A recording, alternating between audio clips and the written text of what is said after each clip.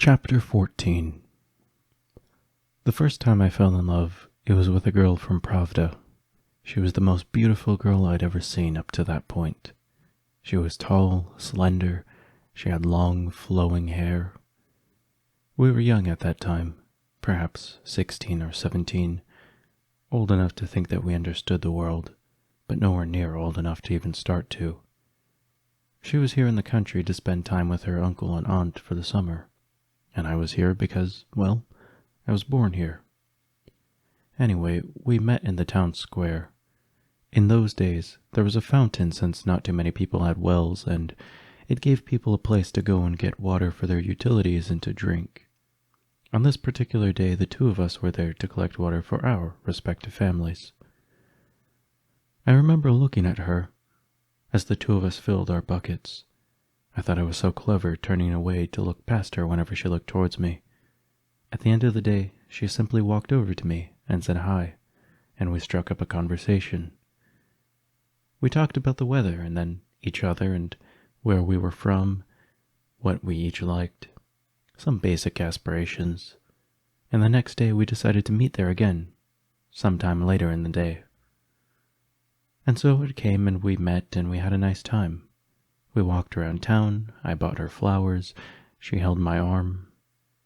We had a nice summer together, but we had to split up, since she was going back to school at Pravda and I was needed on the farm for the harvest to come. We swore to meet again the next summer, and so fall passed and spring came and finally, summer came. And there I went, flowers in hand, to the fountain where we met. And there she stood, beside her new lover. I asked her why she didn't wait for me, to which she said she had changed her mind, and that was the first time that I'd had my heart broken.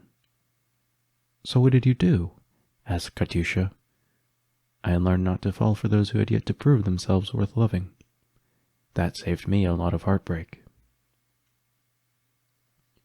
"But what about when your family passed?" I wasn't heartbroken by that. Well, let me rephrase that. I was, especially in the time afterwards, but it wasn't that hard for me to understand the emotions that I was feeling then. It was hard for me to understand why people could do such awful things to others. What hurt was thinking about the suffering that my family had to go through at their end. But I guess I'm not heartbroken by it anymore. Sure, they've left me here on Earth, but I know they're in a better place. They never really left me.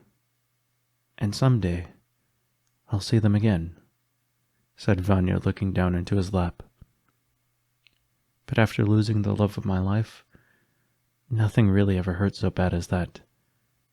That is, until I lost Nona. Vanya looked at Katyusha and whispered, "Now, all I really have is you." Katyusha leaned against Vanya and put an arm around him. "Vanya." "Yes, Katyusha?" "Is Nona still with me?" "She is, not in body, but in spirit." "Do you suppose she can hear me?" "I think so." Katyusha was still for some time, holding on to Vanya, until at last whispering, "I love you, Nona. I miss you, and I love you." Vanya wrapped his arm around Katyusha and pulled her in close to him. "I wish we never had to leave from this embrace," whispered Katyusha. "I can hold you as long as you need me to," replied Vanya. "When Nona used to take me to nap, she would often sing to me. But it wasn't really the song that helped me sleep. I think it was that it was her singing it for me, and her being there with me." Katyusha pushed her head into Vanya's chest and sighed. "I may not have her body by my side, but I'm thankful to have you," she whispered. "You know, you really shouldn't fear loving again. Love will come, it'll knock us down, but as long as we have love, we can pick ourselves back up. And that's the thing about Virni that I realized. I never really stopped loving her, and I think that kept me going through all the hard times that I had in my life." So you think you can love again? Asked Katyusha, looking up to Vanya. Yeah, and you should too, he said confidently. Even though Vanya did feel uncertainty in him as well, he wanted Katyusha to feel better than him, for her to be the person who could always find light, especially in places that he could not so well as her.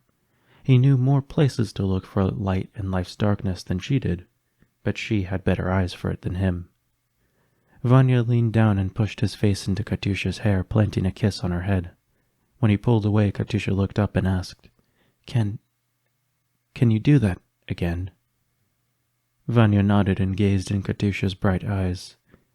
Maybe here, Katyusha said, pointing to her lips. Without their inhibitions, the two leaned in close and Katyusha kissed Vanya softly while moving closer to him. Vanya's arms wrapped around Katyusha, bringing her in closer until she and him were locked together by their lips. Katyusha, wait, panted Vanya. Is this really what you want? He asked. In that moment, revealing his hidden fears. It was just like him and Nona. He needed to be careful of how he moved forth. Yes, replied Katyusha with a strand of saliva still on her chin. This is everything I want.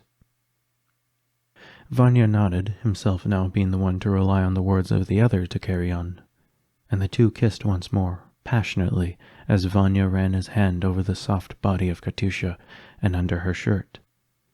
Katyusha woke the next morning to find Vanya still sleeping beside her. He was naked, and, upon second examination, she was as well. Katyusha gasped for a moment as she realized what she had done with Vanya, but her shock was not long-lived. It was fine. She was actually quite happy to have slept with Vanya. She felt like she had overcome her fear, like moving forward she and Vanya would become closer.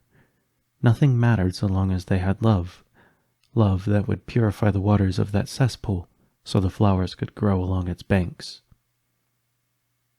Katyusha pulled the blanket that they shared up to cover herself and moved back towards Vanya, who was fast asleep. Vanya stirred as Katyusha lay herself on top of him and planted a kiss upon his lips. Virni, whispered Vanya as he woke. Katyusha paused for a moment, vexed that he still thought about his past wife, but then giggled at how cute he was. She understood that this would probably take some time for him to get used to her, but surely their relationship could work. Wake up, Vanya, whispered Katyusha into Vanya's ear. Katyusha? Asked Vanya as he opened his eyes fully. Katyusha, what are you? Where are we? Did we? Katyusha giggled at him but smiled. Vanya, upon seeing Katyusha sitting beside him naked, jumped out of the bed. Katyusha, I'm sorry. I shouldn't have. Vanya, what's wrong? Asked Katyusha. We had sex, did we not? He asked. Yes, so? Well, aren't you... You're not upset, are you? Asked Vanya. No, replied Katyusha. I wanted this. You did? Asked Vanya. He was worried. He didn't want to hurt Katyusha in any way possible. He needed to be sure that he didn't. Were you that drunk last night? Asked Katyusha, worrying that their intimacy might have been insincere. I was, maybe, but I don't know, I feel... I wanted this. I wanted to be with you, but a part of me feels like this is wrong, isn't it? Asked Vanya. I don't think so, mumbled Katyusha. Vanya placed his hands upon his head and paced the room for a while before asking, Katyusha, you wanted this? I told you, yes, replied Katyusha with a frown.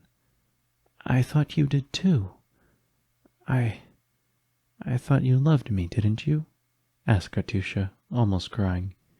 I do love you, Katyusha. Vanya looked at her sitting before him. He had promised Nona he would take care of Katyusha, and that vow meant more now that Nona was not here to physically protect Katyusha. It was just him. He loved Katyusha dearly, and he was, in truth, scared to be with her, regardless of what he knew and what he had told Katyusha the night before. Regardless of how he felt, Vanya knew he had made a move, one that he would have to live with forever now, and whatever would come, he needed to be careful to never hurt Katyusha. I love you. This is all so much to process? Asked Katyusha. Yeah. Vanya's mind then turned to Virni. His vow to Nona was not the only one that he had made. He had made an oath to Virni too. He knew all of this was something that he needed to think about, but what mattered most in the present was there and then. Katyusha felt a slight worry that things might not have been so great as she thought they would be, but she decided that rather than worrying about how things could go, she would trust her heart and vow her life to love for him. And in that moment, Vanya too made that same choice. Listen, I'm sorry. I made a promise to Nona, to protect you, to keep you safe. I don't want to. I can't let my emotions get between myself and keeping you safe. You don't need to worry, Vanya. Remember, as long as we have love, everything else will find a way, said Katyusha, pulling Vanya back into bed. Yeah, nodded Vanya. You're right, he said as he gave her one last kiss.